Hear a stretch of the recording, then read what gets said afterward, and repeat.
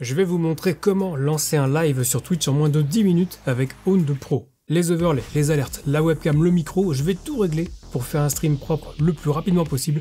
Vous allez voir que c'est pas si compliqué que ça. Donc c'est avec l'outil Own2 Pro qui sponsorise cette vidéo que je vais relever le défi du jour. Et évidemment je passe l'étape de la création d'un compte Twitch ainsi que le téléchargement et l'installation d'OBS Studio, ce qui prend moins d'une minute. Alors première chose à faire, on va aller sur le site Own2 Pro et s'identifier avec Twitch. Ensuite on pourra s'occuper des overlays. Alors moi comme j'ai un compte premium, je peux faire mon choix dans l'immense bibliothèque disponible, mais je pourrais très bien utiliser l'un des 5 overlays gratuits et l'agrémenter avec quelques images trouvées sur Google. Du coup si vous voulez vous aussi accéder à cette bibliothèque d'overlays, d'alertes et autres éléments de stream, rendez-vous dans la partie Mon abonnement de votre compte, où vous pourrez faire la mise à niveau.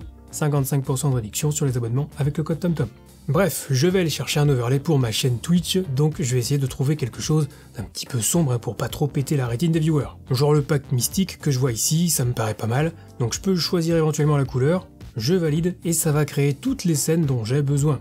J'en profite pour ajouter les alertes avec le même design, on les configurera plus tard. Alors je vais personnaliser la scène de début en virant du texte, et je vais en profiter pour changer mes réseaux vu que les tags ne sont pas ceux que je veux mettre en évidence. Donc je modifie tout ça, j'en profite pour diminuer légèrement la taille de la police, je répète l'opération pour les 3 réseaux sociaux, et une fois que ça me convient, je vais pouvoir enregistrer et je peux passer à la scène suivante. Donc là en fait je vais recommencer exactement la même chose avec la scène de pause et la scène de fin de stream en supprimant donc le texte en trop et en modifiant le tag de mes réseaux sociaux ainsi que leur taille. Je fais ça rapidement sur la scène de pause, je n'oublie pas d'enregistrer et du coup je peux passer à la scène de fin. Je vais à nouveau refaire les corrections nécessaires en virant le texte et en mettant à jour mes réseaux sociaux pour les 3 plateformes ici. J'enregistre une fois que j'ai tout terminé et je vais ensuite pouvoir passer à la scène de discussion. Pour la scène de discussion, le résultat de base est plutôt sympa, donc moi je vais juste augmenter un petit peu la taille dans le chat histoire qu'on le voit un petit peu mieux. Ensuite, je vais supprimer des labels pour ne garder que ceux indiquant le dernier sub et le dernier follower, donc je vais supprimer simplement les 2 autres, et je place ceux qui restent à côté de là où sera ma webcam en essayant de les aligner au mieux, le résultat est pas trop mal. Donc là je vais essayer de placer les alertes un petit peu en bas pour remplir un petit peu l'espace. Je vais lancer une alerte test pour voir où ça va arriver, j'ajuste la position et dès que ça me convient, je vais donc enregistrer le tout et passer à la suite. Pour l'overlay principal, donc l'overlay que j'aurai en jeu, là encore je vais garder uniquement 2 labels. Pour l'instant je vais les placer un petit peu au pif, parce que je sais pas encore où sera ma webcam, par contre je peux déjà positionner les alertes. J'ai envie qu'elles soient pile au centre, donc je vais les placer. J'en profite pour faire un test pour voir si ça fonctionne, c'est nickel. Et là l'astuce c'est de les séparer du reste de l'overlay en les mettant en arrière-plan par exemple. Ça me permettra de déplacer mon overlay sans bouger les alertes. Ensuite j'enregistre et je peux retourner au menu principal.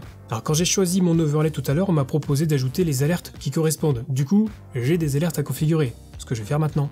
Donc dans le menu alerte, je vais choisir donc mes alertes mystiques et activer toutes celles qui m'intéressent et commencer à les personnaliser. Pour le follow par exemple, je vais garder uniquement le pseudo du follower vu qu'il y a déjà un texte qui apparaît en dessous de l'alerte, je supprime le reste, j'augmente légèrement la taille du texte et je vais pouvoir enregistrer.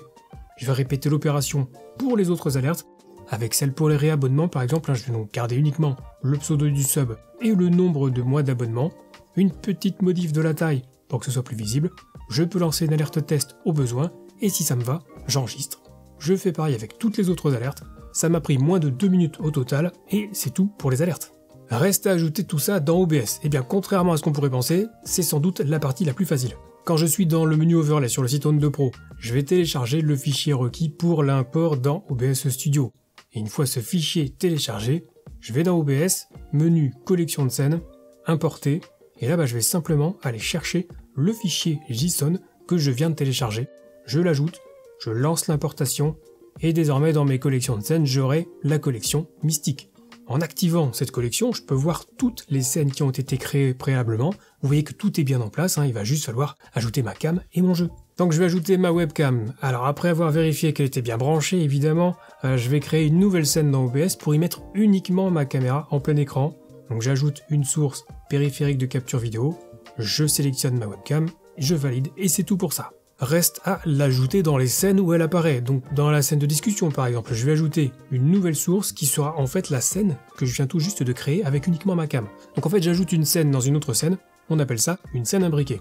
Donc j'ai ma scène imbriquée avec la webcam que je vais pouvoir redimensionner au besoin et positionner évidemment où je veux, quelque part entre le premier plan et l'arrière-plan afin que l'intégration soit la plus propre possible.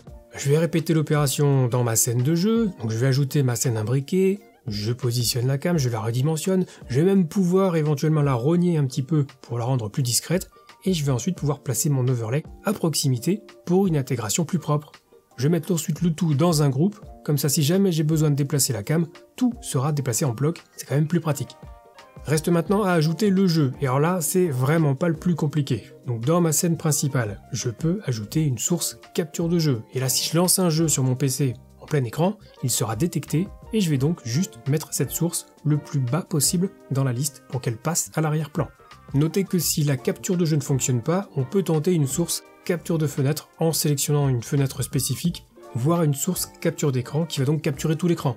Donc là faites quand même attention parce qu'on verra tout votre Windows. Et enfin, si je veux capturer une console et que j'ai un boîtier ou une carte d'acquisition, je vais pouvoir utiliser une source périphérique de capture vidéo, exactement comme pour la webcam. Alors je vais aussi évidemment régler mon micro, c'est quand même indispensable pour le stream. Donc il est bien branché et donc dans les paramètres d'OBS, menu audio, je vais pouvoir sélectionner mon micro pour l'activer tout simplement. Je vais en profiter pour appliquer quelques filtres rapidement dessus.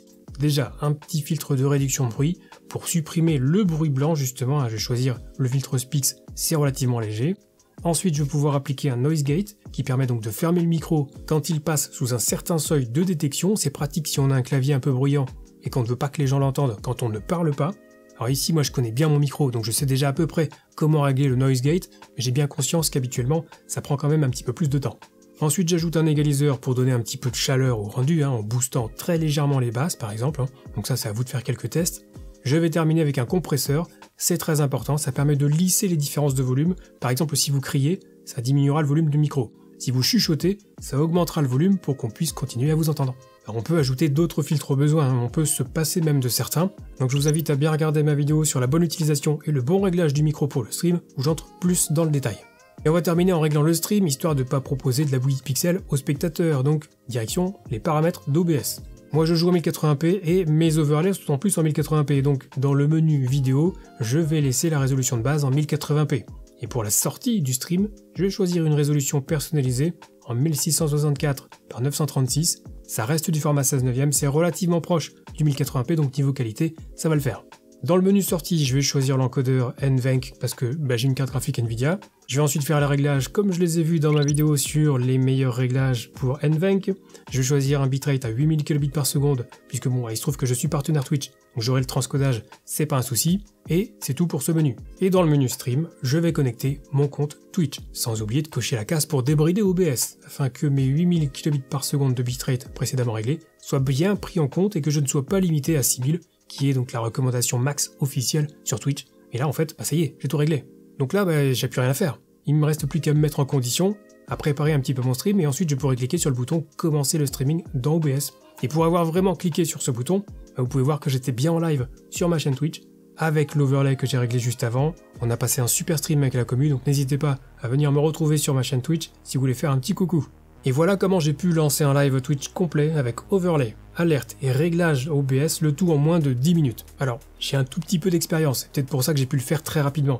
Mais c'est pour ça aussi que j'ai créé cette chaîne. Vous y trouverez plus de 300 vidéos pour parfaire vos connaissances sur le streaming, avec des tutos, des conseils, des réflexions, des tests de matériel. Donc là, l'algo va vous recommander une petite vidéo ici même, vous pouvez cliquer dessus et voir où ça vous mène. Nous on se retrouve très vite pour une prochaine vidéo, et d'ici là, bon stream.